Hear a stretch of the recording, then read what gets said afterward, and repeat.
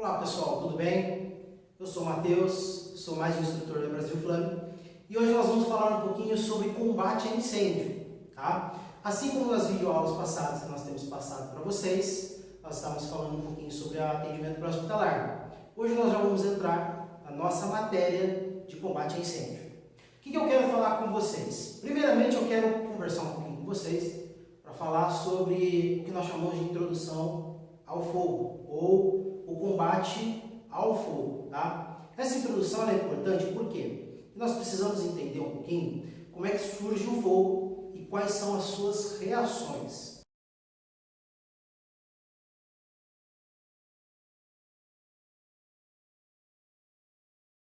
Tá?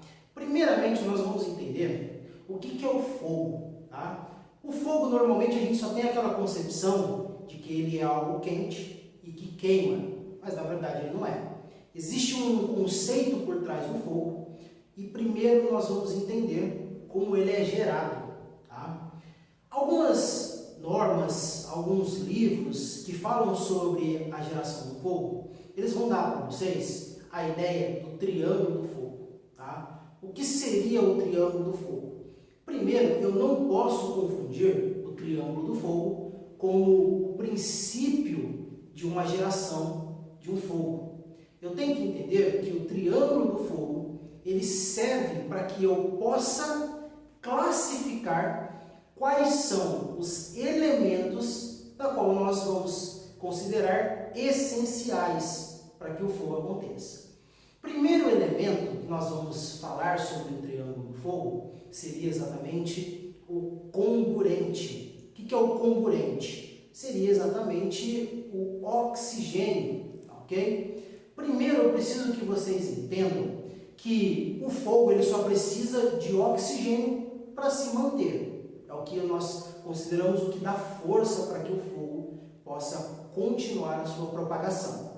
Nós vamos ver que dentro de todos os ambientes existe oxigênio. Esse oxigênio ele está puro? Não, o oxigênio ele não está puro. Primeiro nós vamos ver que o oxigênio ele faz parte de uma massa gasosa. O que contém essa massa gasosa? A massa ela é formada por oxigênio, por nitrogênio e por outros gases. Para nós entendermos um pouquinho melhor, vamos fracionar essa massa gasosa. Primeira fração que nós vamos encontrar seria a de maior quantidade, que seria de nitrogênio, da qual a porcentagem está em 77%. Então, dentro dessa massa gasosa, 77% de toda ela é formada por nitrogênio. O oxigênio ele vem em segundo plano, da qual ele faz 21% do total da massa gasosa. Então, o oxigênio ele está menos do que a quantidade de nitrogênio, mas ele é importante ainda. Depois nós vamos encontrar lá 1% de vapor de água. É necessário de que esse ar ele seja umidificado. Nós não vamos entrar nesse conceito, mas quando a gente fala sobre respiração, nós vamos ver que o nosso ar ele é umidificado. E ele também passa a ser umidificado de formas naturais, da qual 1% está dentro da nossa massa gasosa, do que nós chamamos de ar respirado. Dentro dessa ainda massa gasosa, nós vamos encontrar 0,93% de argônio. Tá? Argônio também faz parte, além dele ser essencial para a nossa respiração, ele também entra dentro dessa condição de massa gasosa. Tá? E por último, nós temos 0,07% de todos os demais gases que a gente pode encontrar, das famílias dos nobres, dos não nobres e assim por diante. Isso forma o que nós chamamos de ar respirável. Para o fogo, o restante dessa massa é importante? Sim, mas ela vai entrar num outro conceito, que seria a mistura dessa massa para formar os gases da combustão. Nós não vamos entrar nesse contexto ainda, mas vamos voltar a falar sobre o que nós entendemos do triângulo do fogo, que seria os 21% de comburente. Depois do comburente, eu tenho um segundo elemento que é essencial para que o fogo aconteça. Qual é esse elemento? o que nós chamamos de combustíveis. Os combustíveis é o que dão a força, é o que dão a combustão para que o fogo ele se mantenha. Se eu retiro o combustível, eu acabo perdendo força dentro dessa combustão. O que nós vamos gerar, o que mais para frente iremos falar sobre a condição de combater um incêndio, tá? Mas primeiro eu preciso entender como é que ele é formado.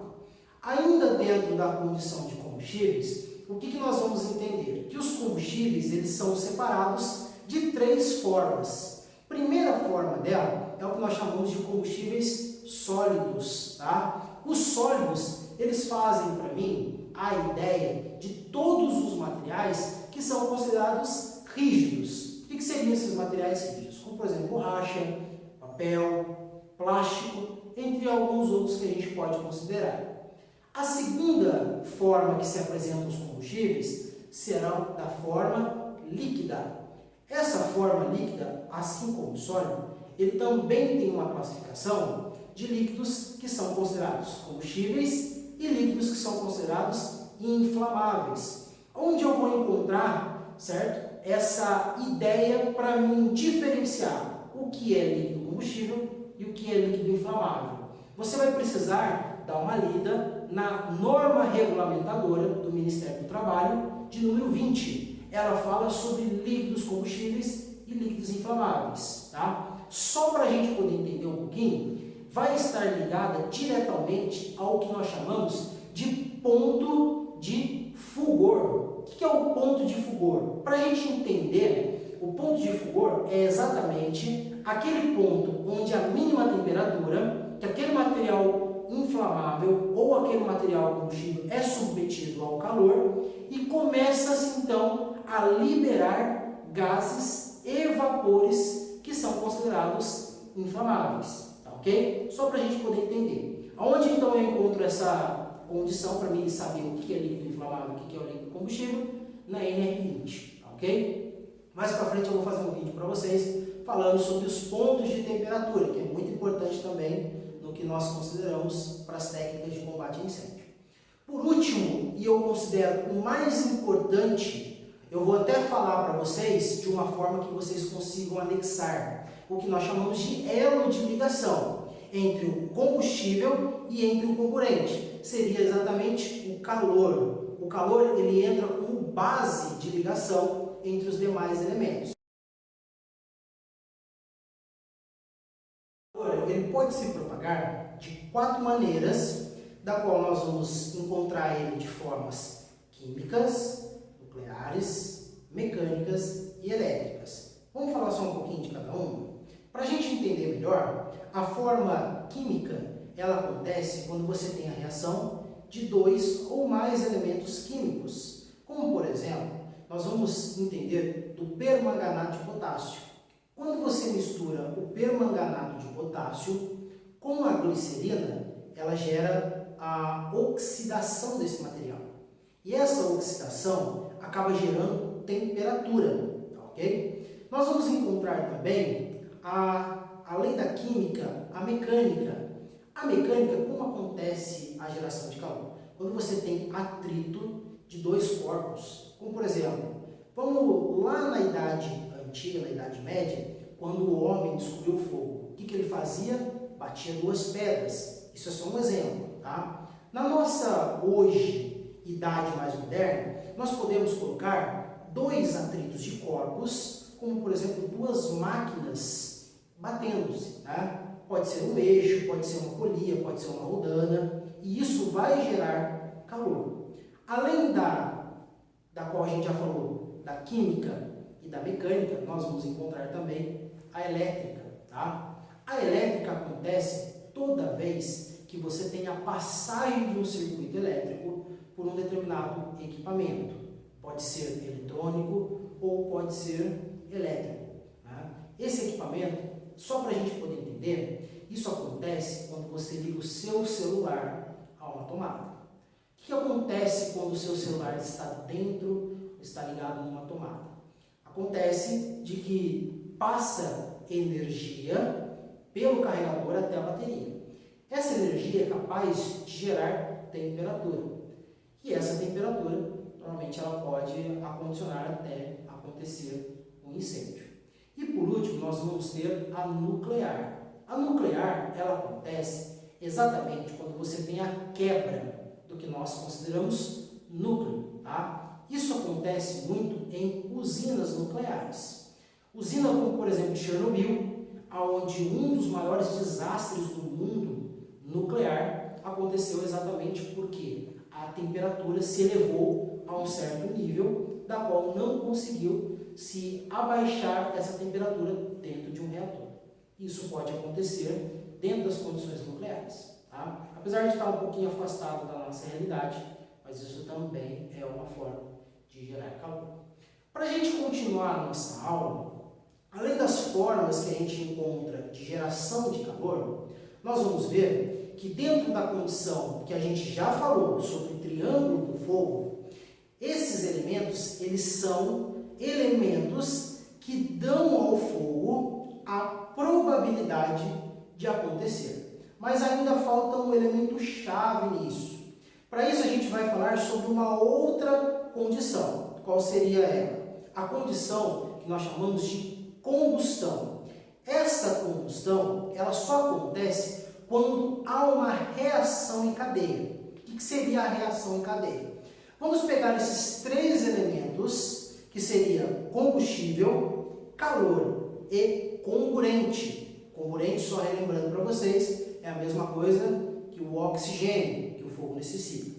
Pegando esses três elementos e reagindo eles ao ponto desse material gerar uma temperatura o suficiente para inflamar, nós temos ali então uma combustão. Por isso que nós falamos que o triângulo do fogo é só uma representação da qual nós precisamos ter para entender, primeiro, quais são os elementos essenciais para que aconteça um fogo. Então, nós já vimos quais são esses elementos, tá? Esses três Cs do fogo, que é o combustível, o comburente e também o calor. Dentro dessa condição, agora a gente entra no que nós chamamos de reação em cadeia. O que seria essa reação em cadeia? A junção desses elementos, ao ponto deles reagirem entre si, gera-se então a combustão.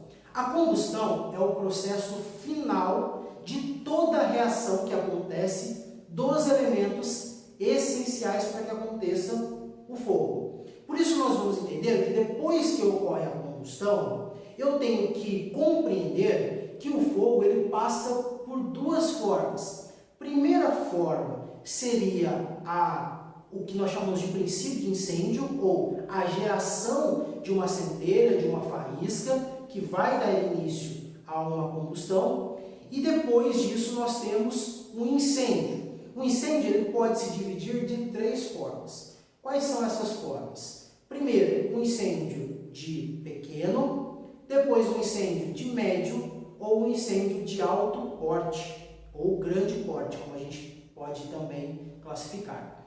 Para a gente entender essa condição de incêndio, voltando ali no princípio, é quando você perde o controle daquilo que você ainda consegue controlar. Aí eu posso colocar como incêndio. Por isso nós vamos falar sobre o pequeno, médio e grande porte do incêndio. Quanto maior for o porte do incêndio, significa que mais emprego de materiais você vai precisar ter. Significa também que esse incêndio ele tem uma reação maior, ou seja, isso não depende diretamente do espaço que ele esteja queimando, e sim da quantidade de materiais, da quantidade de reação e a quantidade, então, de reação que essa combustão ela pode provocar. Tá, ok? Dentro disso tudo, então, nós entendemos que o princípio de incêndio é quando inicia-se o fogo.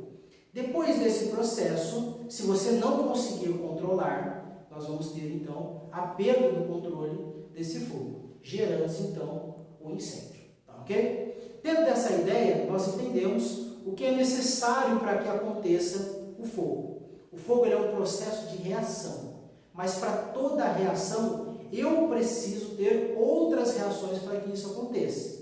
E essa reação está diretamente ligada ao fator que nós podemos considerar de ato ou uma condição de insegurança. Quando isso pode acontecer? Para a gente entender o que seria um ato Nós vamos colocar um exemplo bem fácil de vocês compreenderem.